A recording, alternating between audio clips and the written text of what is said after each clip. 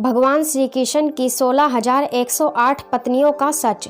स्वागत है दोस्तों आपका रश्मि जी के ज्ञान इस चैनल में। आज हम आपको एक और नई कहानी के साथ में आज आपके समक्ष एक और पौराणिक कथा लेकर आए हैं। भगवान श्री कृष्ण ने क्यों किया 16,108 कन्याओं से विवाह। भगवान श्री कृष्ण की सुंदर एवं रोचक लीलाओं में से एक लीला है। भगवान श्री कृष्ण की 16,108 रानियां आखिर क्यों 16,108 रानियों से क्यों किया था विवाह। इसके पीछे भगवान की क्या लीला थी कि श्री कृष्ण भगवान ने जब स्वयं को राधा को समर्पित कर दिया था तो फिर भी राधा के होते हुए भी क्यों उन्हें इन रानियों से विवाह करना पड़ा। तो आज हम आपको इसी आश्चर्यचकित रहस्य के सत्य के बारे में बताएंगे। दोस्तों, नरकासुर नाम का एक राक्षस था जिसको पृथ्वी का पुत्र होने के कारण भौमासुर भी कहते हैं, जिसने 16,000 रानियों को बंदी बना लिया था। यह 16,000 कन्याओं द्वापर युग में राजाओं की पुत्रियां थीं। बंदी बनी इन कन्याओं ने भगवान श्री कृष्ण से प्रार्थना की थी, हे भगवान हमारी रक्षा करें। तत्पश्चात भगवान श्री कृष्ण ने राक्षस नरकासुर का वध कर इन सभी कन्याओं को उसके बंदी गृह से आज़ाद करवाया, जिसके बाद भगवान श्री कृष्ण ने इन सभी कन्याओं को उनके घर जाने की आज्ञा दी। तो इन सभी कन्याओं ने घर जाने से मना कर दिया, क्योंकि उन सभी कन्याओं का कहना था कि वह भगवान श्री कृष्ण से विवाह करना चाहती हैं, क्योंकि अब उन्हें इस समाज द्वारा ना तो स्वीकार किया जाएगा और ना ही उनसे कोई अब विवाह करेगा। समाज के नज़रों में वह अपवित्र हो गई हैं और अब उनका जीवित रहने का कोई उद्देश्य नहीं रहा गया है।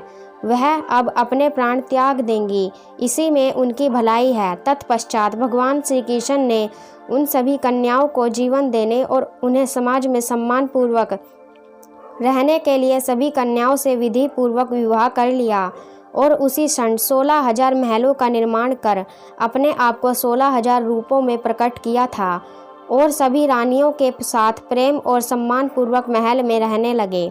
उन्हें कभी महसूस नहीं होने दिया कि वह भगवान श्री कृष्ण की शरण में आने के कारण विवाहित हुई हैं।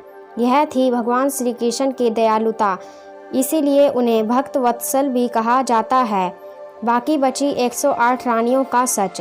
द्वापर युग में जब भगवान विष्णु के अवतार श्री राम जी ने 108 कन्याओं ने तपस्या कर श्री राम से वरदान मांगा कि हे भगवान, आप हमें अपनी पत्नी बना लें और आप हमारे स्वामी बन जाएं, ताकि हम आपकी सेवा आपके पास रहकर कर सकें।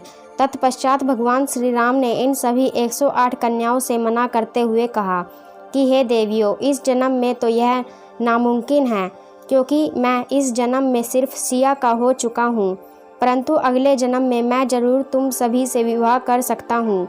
तो यही वही 108 कन्याएं हैं जो द्वापर युग में भगवान श्री राम द्वारा वरदान पाकर उनके अवतार भगवान श्री कृष्ण से विवाह किया था। इस तरह से भगवान श्री कृष्ण ने 16,108 कन्याओं के साथ विवाह किया। आज के युग में हमारे समाज में भगवान श्री कृष्ण की 16,108 रानियों के बारे में अभद्र तथ्य और विचार प्रकट किए गए हैं। इन सभी का कारण यह हो सकता है कि या तो वह स्वयं के स्वरूप का वर्णन करते हैं या फिर असीम अज्ञानता से घिरे हुए हैं। दोस्तों, आपको यह पौराणिक कथा कैसी लगी कृपया हमें कमेंट करके बताएं। यदि आपका कोई सुझाव हो तो हमें बताएं और आप अभी इस